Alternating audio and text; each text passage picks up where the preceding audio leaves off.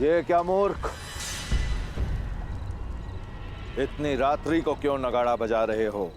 अब क्या स्वयं राजा अपने आगमन की घोषणा करेगा? ये मेरे आगमन की नहीं, परिवर्तन के आगमन की सूचना दे रहा हूं। ये नाद अंग को एक निद्रा से जगाने के लिए है। ये नाद एक नई भोर के लिए है। ये नाद अंग में सुशासन और न्याय के आगमन की सूचना है।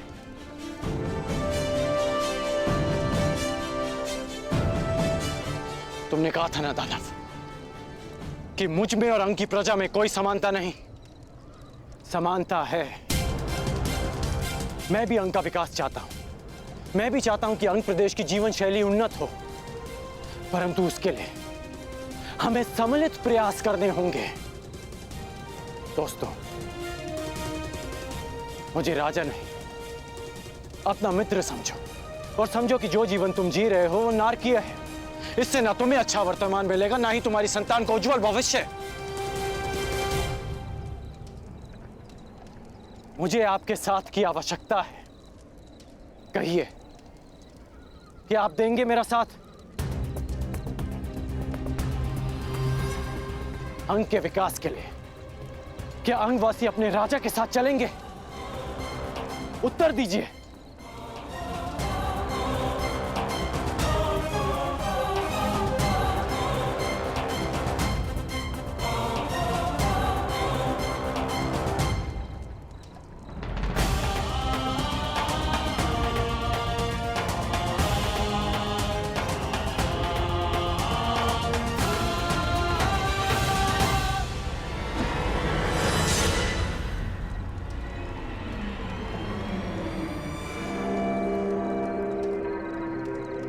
अरे ये क्या मूर्खों, तुम्हें इतना भी ज्ञात नहीं कि एक राजा का किस प्रकार से स्वागत करना चाहिए?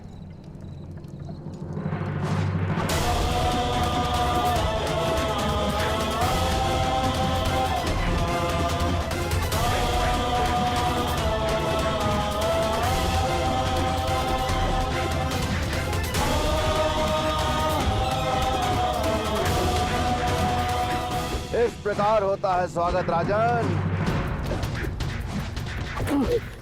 कर्ण, अपनी रक्षा करो कर्ण। धनुष उठाओ, बर्बरता का अंत करो कर्ण। नहीं, मैं यहाँ अंत के लिए नहीं, नए प्रारब्ध के लिए आया हूँ। मैं यहाँ विनाश के लिए नहीं, अंग के विकास के लिए आया हूँ। यदि अंग की प्रजा का मेरे लिए यही स्वागत है तो यही सही, मुझे स्वीकार है।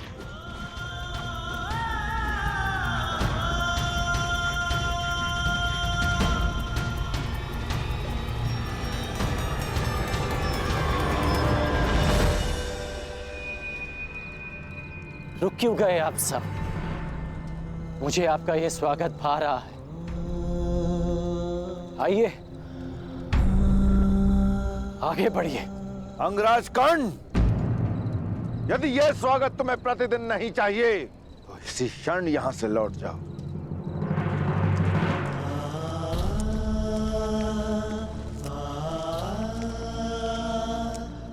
तुम सुरक्षित हो नरुशाली? चोट तो नहीं लगी तुम्हें? मैं सुरक्षित हूँ कर्ण, परंतु क्या तुम्हें अपने घाव दृष्टि में नहीं आते?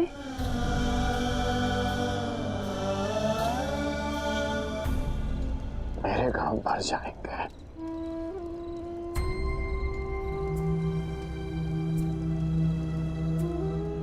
परंतु उन घाव को देखो जो उनकी प्रजा के मन पर, उनके जीवन पर, उनके भविष्य पर लगे हैं।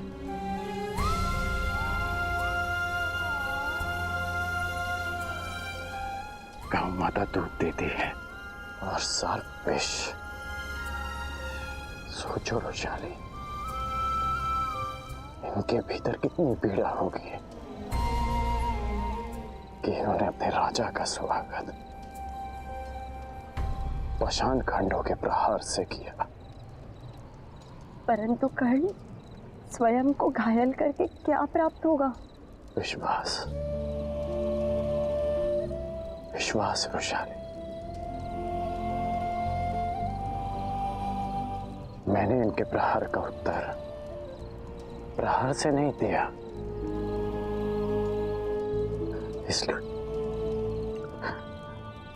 इसलिए इन्हें विश्वास होगा कि मैं इनके लिए हानिप्रद नहीं हूं।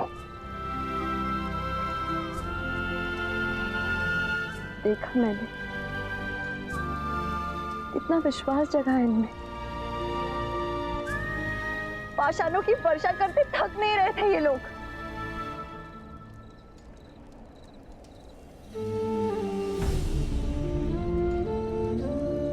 तुम भूल रही हो कि इनका बल क्षीण हुआ था, अब पाषाण खंड कम पड़ गए थे, परंतु वो स्वयं रुके। सूर्य देव भी तुरंत उदय नहीं होते, उनकी किरणें धीरे धीरे अंधकार की चादर को चीरती हैं। समय लगेगा रोशानी,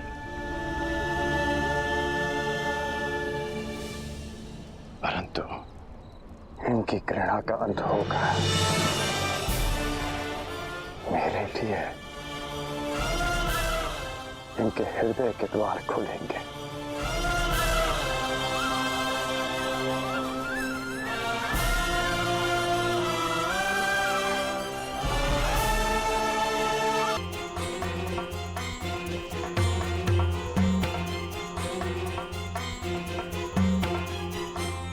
यह लेप तुम्हारे घाव के उपचार के लिए है।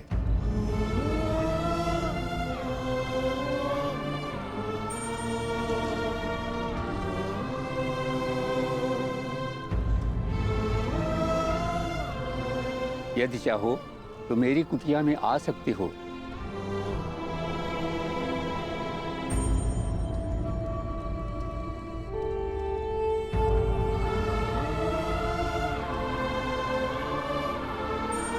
पहली किरण का आगमन हो गया। कभी कभी अंतिम युद्ध जीतने के लिए प्रारंभ में पराजय सहनी पड़ती है रोशानी।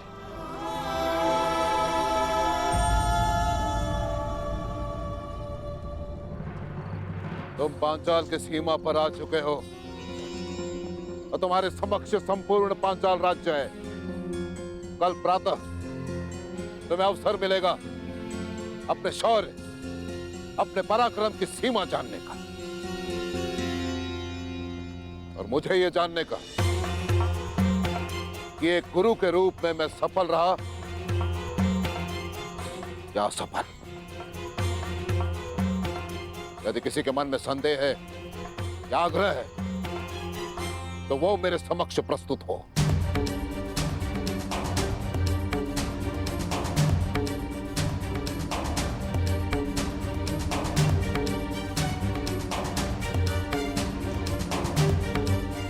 ज्येष्ठ गुरु कुमार, तुम्हारे मन में कोई संदेह है? संदेह नहीं गुरुदेव, उत्सुकता है।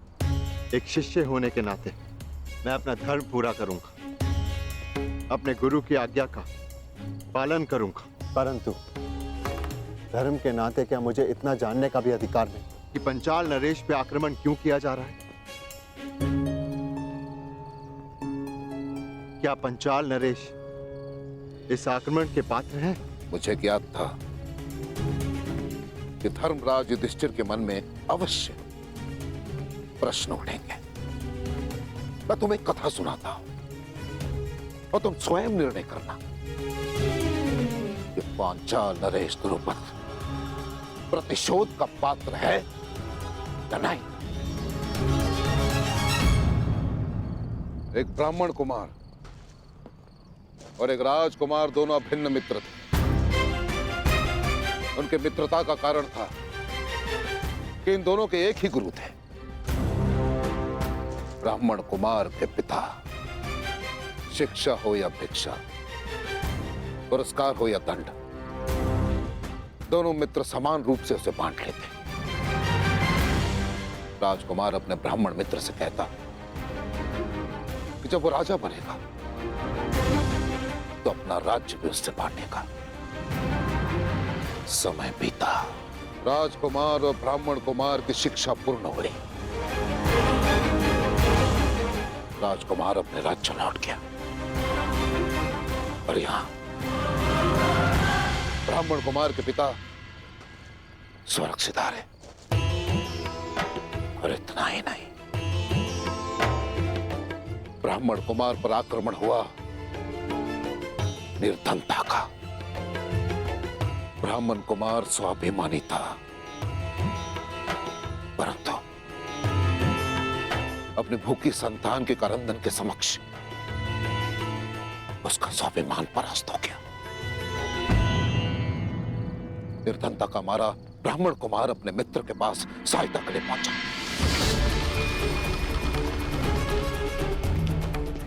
जब तक राजा बन चुका था,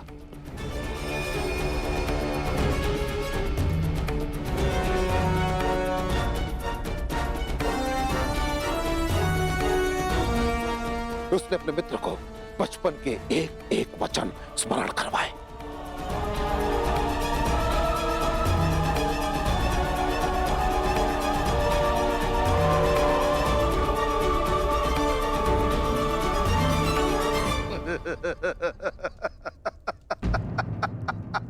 निर्धनता ने तुम्हारा विवेक, तुम्हारी बुद्धि तुमसे हर ली है। मूर्ख ब्राह्मण, बाल अवस्था में जो कुछ भी हमने कहा, जो किया, वो सब वहीं उसी आश्रम में छोड़ आए हैं हम।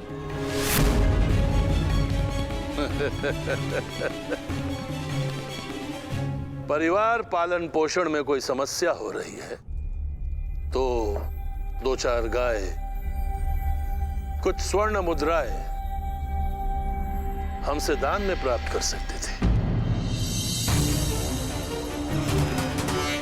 परंतु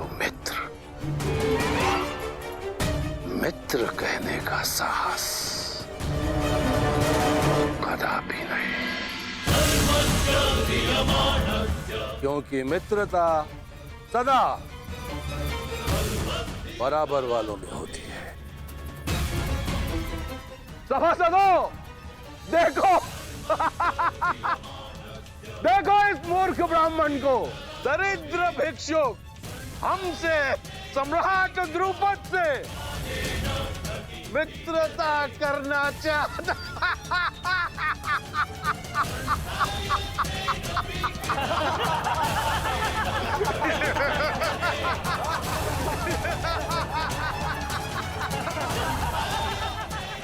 वो आचार्य मेरे पिता ऋषि भारद्वाज थे और वो राजकुमार पांचाल नरेश द्रुपद है, और मैं अपने 105 शिष्यों से अपने अपमान का प्रतिशोध मांग रहा हूं,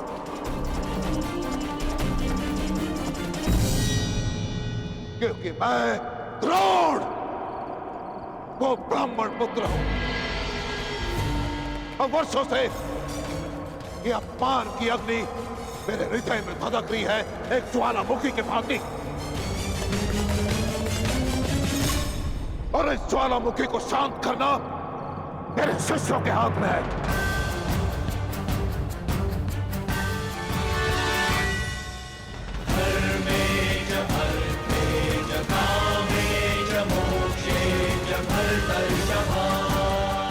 गुरुदेव, आपके अपमान के घाव पर पांचाल की पराजय का लेप लगाएंगे हम।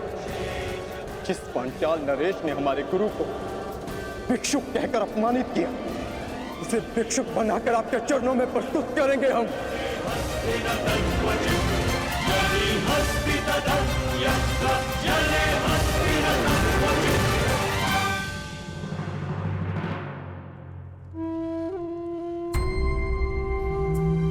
धन्यवाद महोदय। मुझे विश्वास है कि आप जैसे लोगों की सहायता से मैं अंग का उद्धार कर पाऊंगा। भूल जाओ अंगराज, उत्थान और विकास की बातें पेट भरे होने पर ही भाती। यहाँ अंग में भूख का शासन है, जो आश्वासनों से अपना सिंहासन नहीं छोड़ने वाली। वर्षों से अंग हस्तिनापुर के अधीन है, परंतु आज तक हमारा कुशल क्षेम पूछने कोई नहीं आया। हम लोग मृत्यु से नहीं, जीवन से युद्ध करते हैं। अंततः हमने अपना जीवन जीना सीख लिया है और आज अचानक यहाँ आकर तुम अपना अधिकार जता रहे हो, वो भी रिक्त बातों से। यहाँ के लोगों की दृष्टि में तुम एक राजा नहीं, बल्कि हमारा उपहास उड़ाने आए एक शत्रु हो।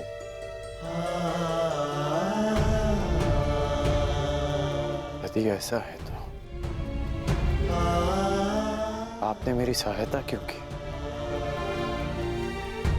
क्योंकि मेरा भी एक पुत्र था, तुम्हारे ही जैसा, तुम्हारी ही तरह परिवर्तन की बातें करने वाला, सबको भूख मिटाने का स्वप्न दिखाता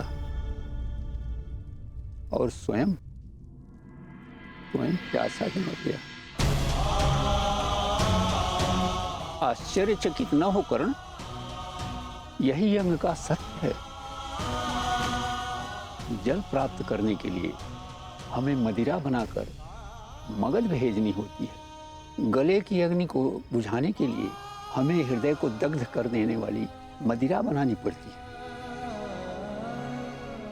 और मेरे पुत्र ने इसी रीति का विरोध किया था और उत्तर में मगध ने उसे जल नहीं दिया।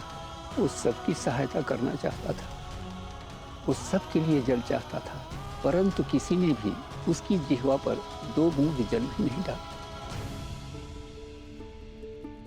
ज्ञात नहीं वो प्यास से मर गया या अपनों के आघात से, परंतु ये सब मैं तुम्हें क्यों सुना रहा हूं? तुम्हें तो अनुमान भी नहीं होगा कि अपने जन को खोने से कैसा अनुभव होता है।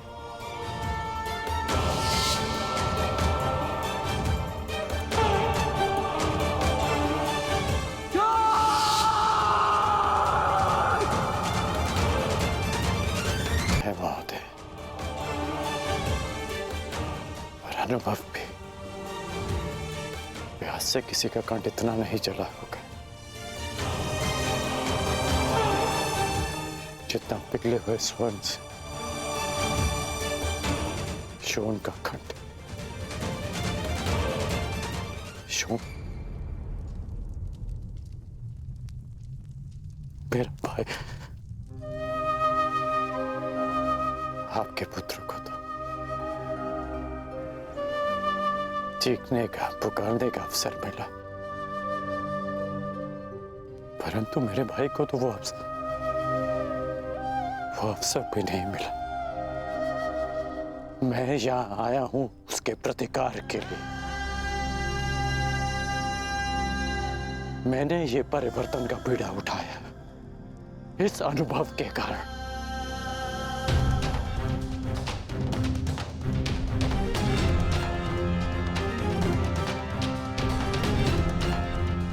मैं पराजय स्वीकार नहीं करूंगा, इसलिए भी क्योंकि ये अनुभव किसी और को सहना ना पड़े। मेरी सहायता करें महोदय। मुझे बताइए कि अंग की प्रजा को नया जीवन कैसे दिया जाए? जीवन तो बस जल से मिलता है अंगराज। वर्षों से ये लोग प्यासे हैं, इन्हें केवल जी सकने योग्य मात्रा में ही जल मिलता है। अंगराज, यदि यहाँ परिवर्तन लाना है तो सबसे पहले जल लाना होगा। दिला सकते हो इन्हें जल पर अधिकार? मनुष्य 5 तत्वों से बना है, जल, वायु, अग्नि, आकाश, भूमि। इन 5 तत्वों पर सबका समान अधिकार है। किसने यह अधिकार छीनने का दुस्साहस किया? कौन रोकता है अंग के अधिकार का जल? महोदय, आप मुझे उसके पास ले चलिए।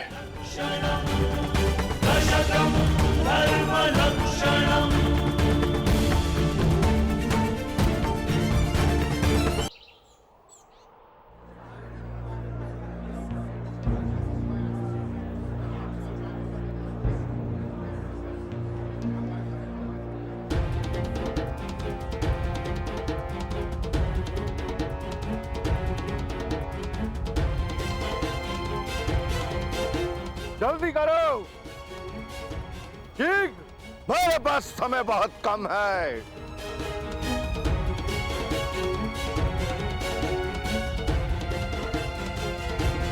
जल्दी करो।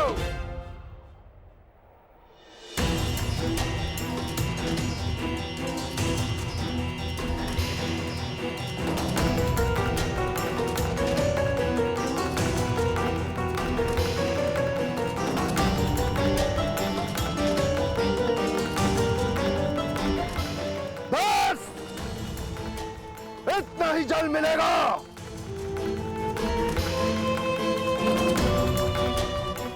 यदि तुम्हें अपने अधिकार से और अधिक जल चाहिए तो भगत के अधिकार की मदिरा लाओ। जाओ। मेरी अंजलि छोटी है, प्यास नहीं बुझी और जल चाहिए।